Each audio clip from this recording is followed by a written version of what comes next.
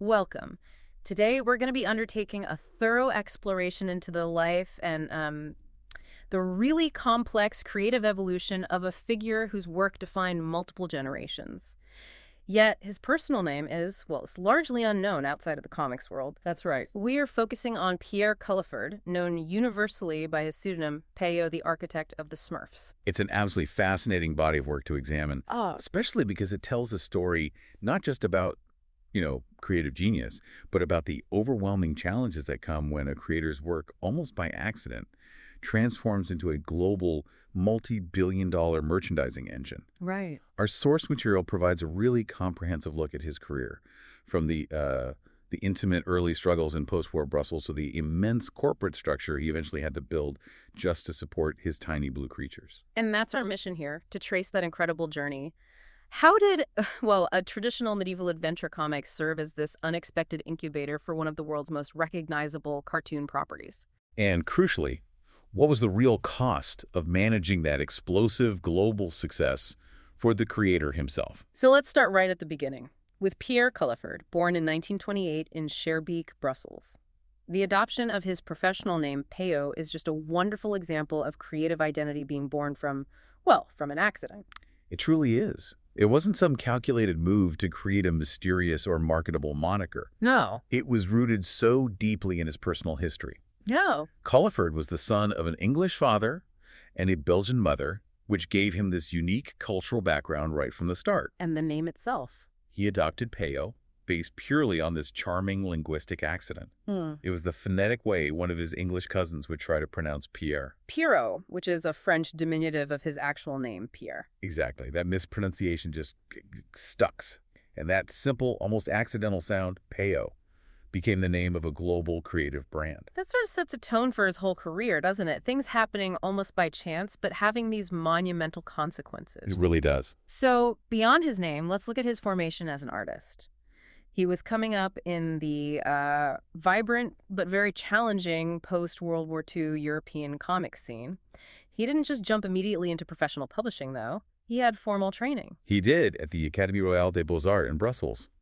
That formal education gave him an essential grounding, but the true crucible for his future career was a professional experience that was pivotal but also very short-lived. The Compagnie Belge d'Actualité, CBA. CBA, yes.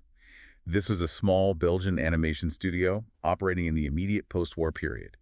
The studio itself didn't last very long. But it turned out to be this essential networking node. Utterly essential. It was a place where the titans of the emerging Franco-Belgian comics landscape essentially got their start together. And here's where the context becomes so vital, especially for anyone unfamiliar with the history of European comics. This brief stint at CBA connected him with a whole generation of artists who would go on to define the entire movement. Who are we talking about specifically? We were talking about meeting names like Andre Franken, the giant. A giant. Morris, the creator of Lucky Luke. And Eddie Pape. If you track the history of the famed Marcinelle School, that dynamic, adventure-focused, humorous style that dominated Sparrow magazine, these are the founding fathers. So the connections Peyo made here were invaluable. But his path afterwards was, well, it was bumpy. Very bumpy. When the CBA folded, which it did relatively quickly, his peers moved on successfully. They went to the powerhouse publisher Dupuis and its magazine Spirou. But not Peyo. Peyo, however, was not accepted. Not immediately. That's a massive professional blow. I mean, to be among these future legends, and then you're the one who gets turned away by the major publisher, forcing you onto a different path while your colleagues launch their careers. Oh, absolutely. What did that mean for his immediate professional life? It meant he had to hustle. It forced him into a period where he had to be immensely versatile and resourceful just to earn a living. So he pivots. He had to. He pivoted from ambitious studio work to the daily grind of commercial drawing. This involved doing promotional jobs, small commissions, and most importantly, working for daily newspapers. Like La Dernière Heure and Le Soir. Exactly. For a young artist rejected by the major comics establishment, these daily strips provided income and, crucially, a venue to develop his distinct voice and rhythm. And what characters were born out of this period of professional struggle? These must be considered his absolute earliest creations, right? Drawn under constant deadline pressure. They were. For Le Soir, he created two very significant strips.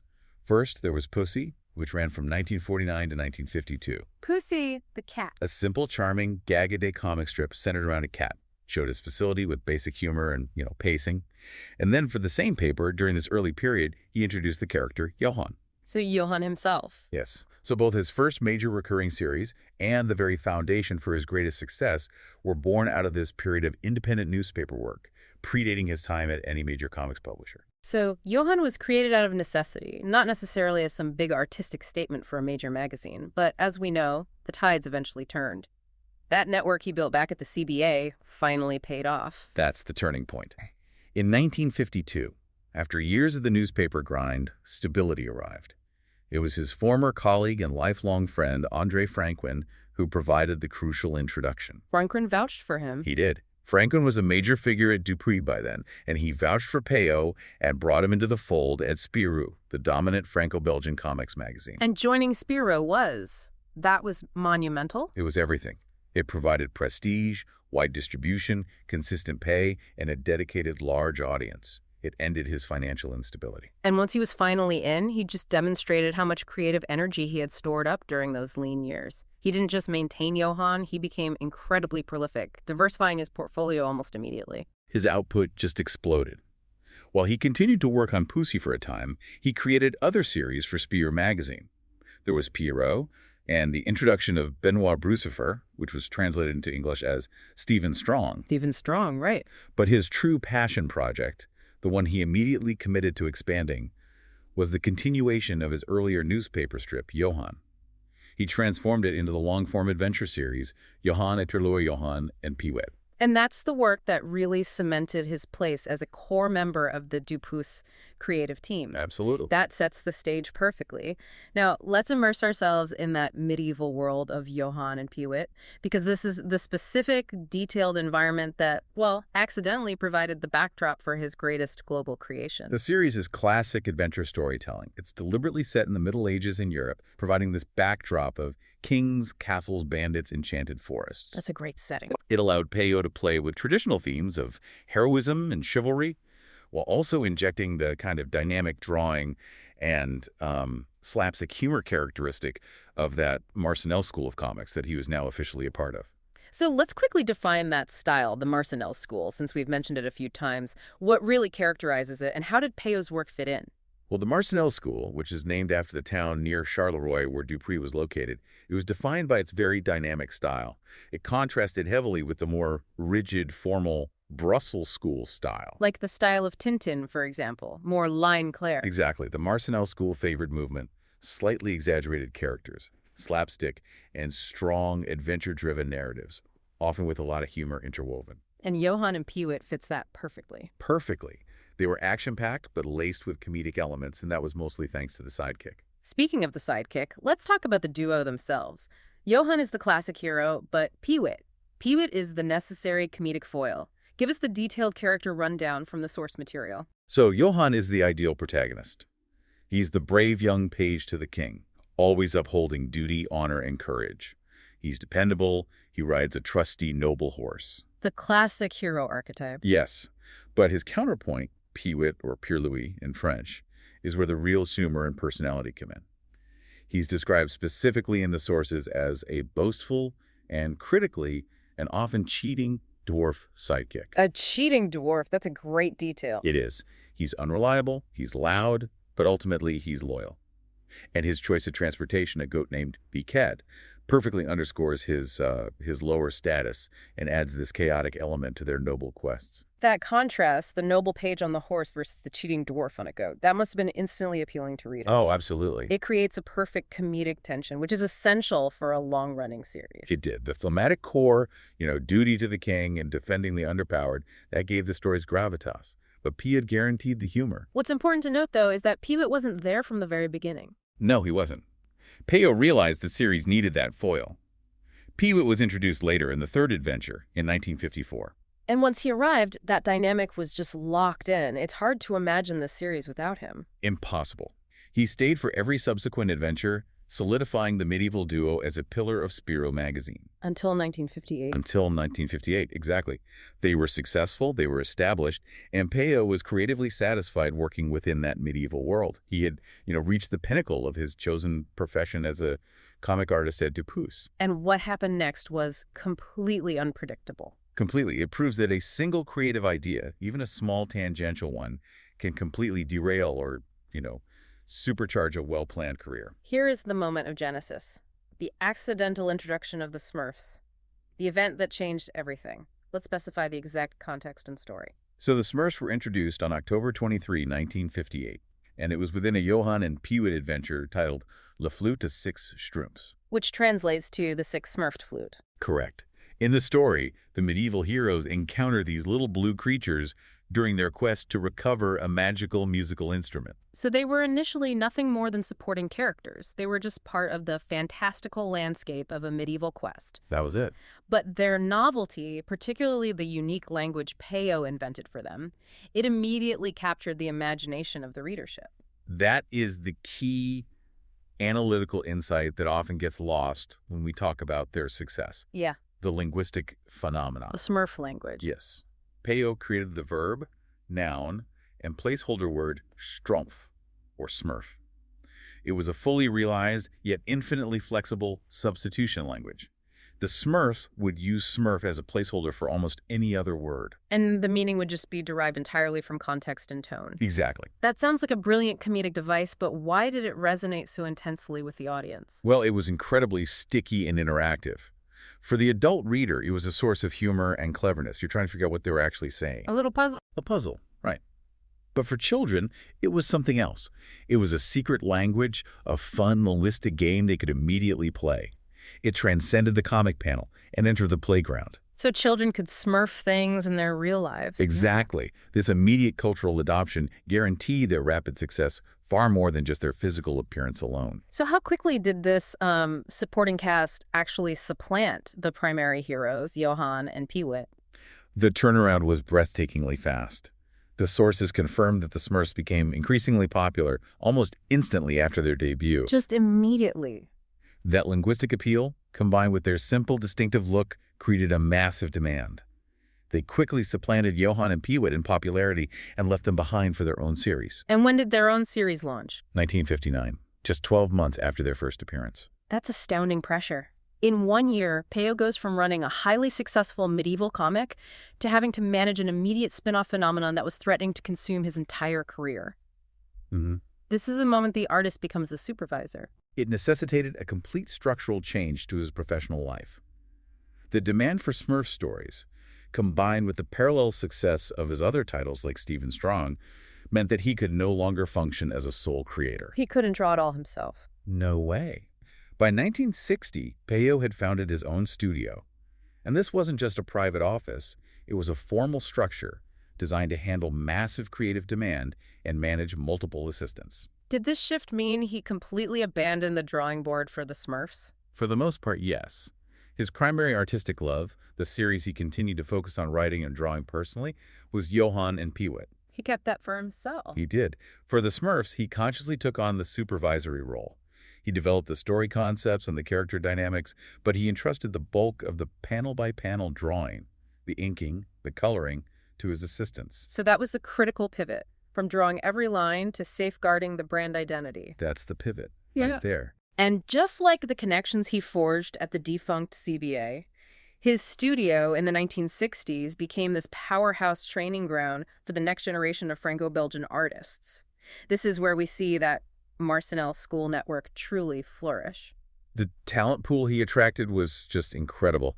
Peyo's studio provided an invaluable apprenticeship for so many future stars, reinforcing his legacy as a teacher and a mentor. Who are some of the key artists who started there? Well, you have Francois Walthéry, who's known for Natasha, Mark Wasterlin, Roland Goossens, who went by Goss, De Rib, Lucien de Guider, Daniel de Zorger. It's a who's who. It really is. He was running a full-scale creative assembly line, pushing out content for the Smurfs while these artists honed their craft. And while all this expansion was happening, he continued to launch new properties. He was trying to diversify the studio's output beyond just the blue creatures. He did. The year 1960 was particularly busy.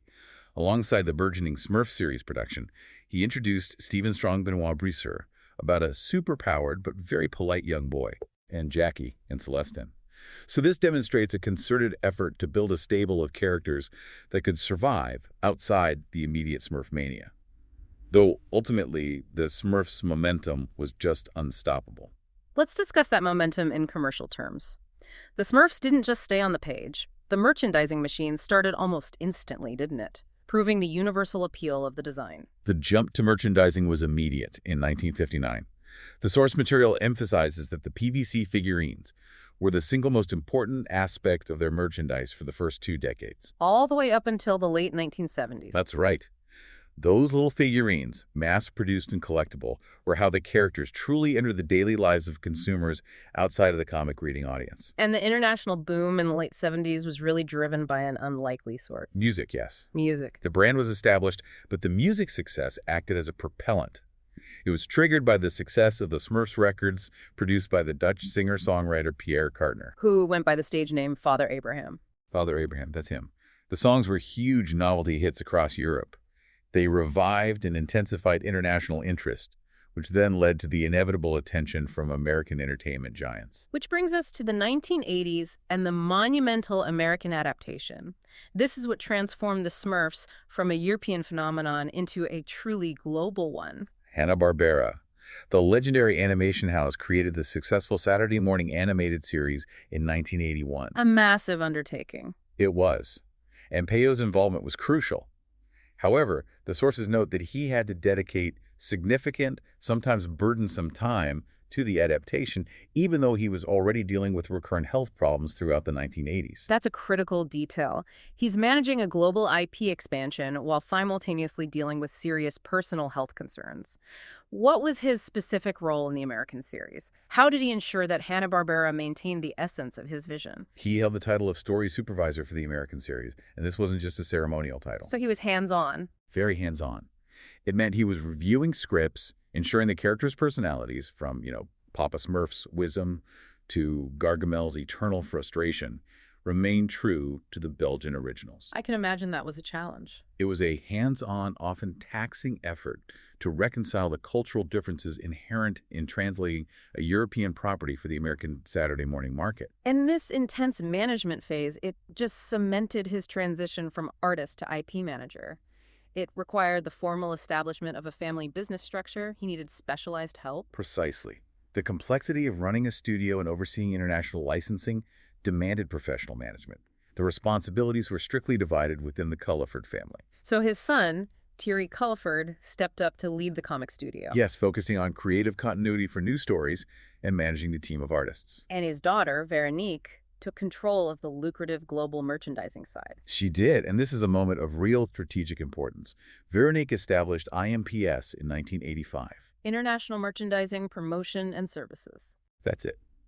By creating this dedicated company, the Culliford family strategically centralized control of the enormously valuable merchandising rights.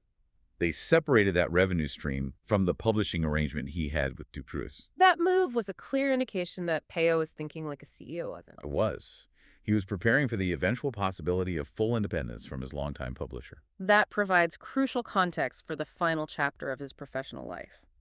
Let's pivot to the later career, specifically his attempt to gain full entrepreneurial independence, which, well, sadly did not go as planned. By the late 1980s, the relationship with Dupuis, his publisher since 1952, was coming to an end. After decades of partnership, Peyo felt the need for total creative and financial autonomy over the Smurf property. And in 1989, he took that monumental step toward independence. He did. He decided to become a publisher himself, taking on all the risks associated with that endeavor. So he founded his own publishing house. He did. He called it Cartoon Creation. The goal was vertical integration. Total control over creation, production, and distribution. Simultaneously, he launched a new cartoon magazine, Strumpf, which was entirely dedicated to showcasing the Smurfs and their world. This was the culmination of his life's work operating his own creative empire. It should have been.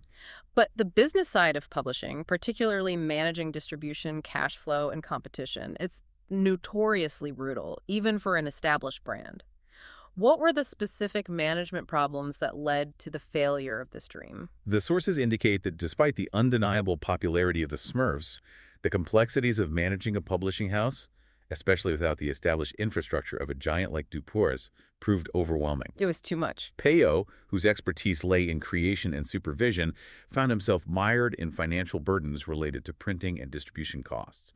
The sheer competitive nature of the European comics market, combined with internal management issues, led to rapid financial distress. So this wasn't a creative failure. No, not at all. It was a business structure failure. How quickly did this entrepreneurial dream collapse? And, I mean, what was the emotional impact of having his ultimate venture shut down? The collapse was swift and devastating. Cartoon creation was forced to shut down in late 1991, just 2 years after its ambitious launch. Only 2 years. For a man who had hustled in the 1940s, found stability, built an empire, and survived debilitating health problems. The failure of his ultimate independent vision must have been a profound personal setback. Of course. It forced him to confront the limits of his ability to manage the corporate machinery he had inadvertently created. So, with the company dissolved, what happened to the intellectual property and the publishing rights? The rights were sold to another major competitor in the Belgian publishing scene, Le Lombard. Peyo then joined Le Lombard in 1992. He returned to a structure where he could focus on creation, but the failure of cartoon creation cast a shadow over his final years. And tragically, that final partnership with Le Lombard was incredibly brief. This brings us to the end of his life, which came so suddenly, right at the close of 1992. Yes. Pierre Culliford, Peyo, died of a heart attack in Brussels on Christmas Eve, 1992. He was only 64. On Christmas Eve. It's a profound moment to acknowledge the sudden loss of such a major creative figure right during the holidays. After navigating decades of creative production, health challenges, and the tremendous pressure of managing a global brand. It's just deeply regrettable that his life was cut short so soon after achieving his global status and attempting, though failing, to gain full corporate independence. His creative spirit and contribution remain immense. They do. And it's fortunate that the structures he put in place, the studio and the family management, meant that his creations didn't end with his death. His world continues to evolve. That's a lasting testament to his foresight as a manager. The studio he established still exists today. It continues to produce new stories for the Smurfs and his other series, all under the name Peyo. And his children are still involved. His children, Thierry and Veronique, continue to champion and promote his work, ensuring that the Smurf brand remains culturally relevant, consistently introducing the creatures to new generations through various media. Moving into his legacy, the official recognition he received really speaks volumes about the impact of his work, which went far beyond mere commercial popularity. The respect he earned in the creative community was high. In 1984, he received the prestigious Youth Prize for the 9-12 years category at the Angoulême International Comics Festival in France. And that's not just a popularity award, is it? No, it's recognition from the European comics elite that his work was culturally significant and defining for young readers. And then the ultimate national honor came years later when Belgium officially commemorated the Smurfs' significance. Indeed. In 2008, Belgium issued a commemorative coin to celebrate the character's 50th anniversary, which also coincided with what would have been Peyo's 80th birth anniversary. A Belgian €5 coin. A €5 coin dedicated to the Smurfs. That solidifies his work as an essential piece of Belgian national heritage, placing him in the highest echelon of cultural figures. It's also crucial to remember his collaborations outside of his primary properties. It really demonstrates how respected he was by his peers, often bridging the divide between different studios and series. The sources confirm his significant contributions to other major titles. Remember, his roots were deep in the Marcinelle school.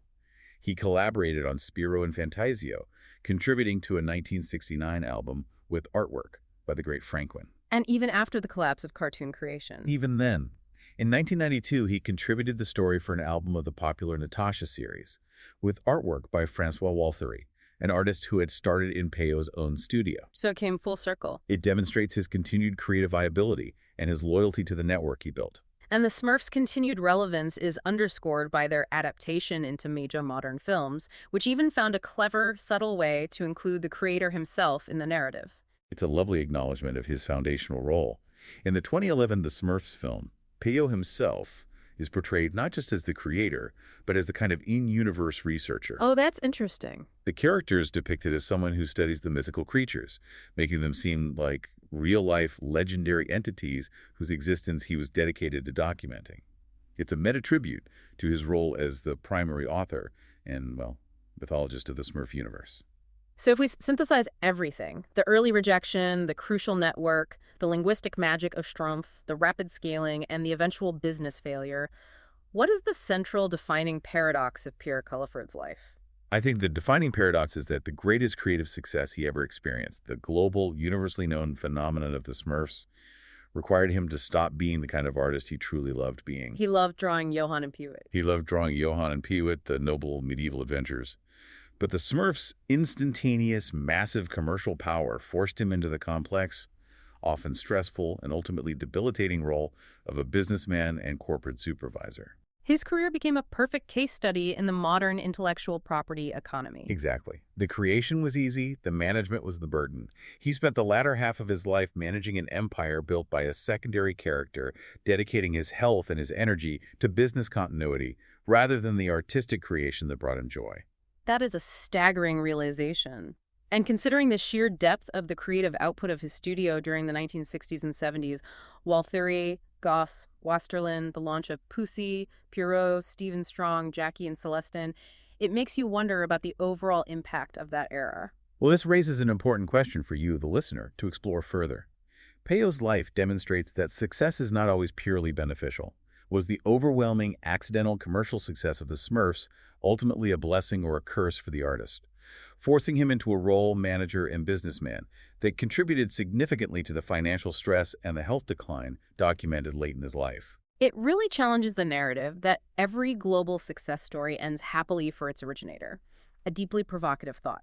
So, to quickly summarize our exploration of Peyo's legacy, we trace the accidental origin of his name and his essential, if challenging, formation in the post-war Belgian comic scene. We established the crucial foundation provided by Johann and Peewit and analyzed the rapid, unexpected success of the linguistic phenomenon that was the Smurfs starting in 1958. We covered the monumental management shift, the establishment of his studio, the creation of IMPS for merchandising control, and, of course, the unfortunate yet instructive business failure of cartoon creation. It is the story of a dedicated creator who generated a creative accident so successful that it fundamentally rewrote his life script, transforming him into a corporate figure who ultimately paid a personal price for the scale of his legacy. His work endures, both through the comic albums and the continued global recognition of his enduring blue creations. Thanks for listening.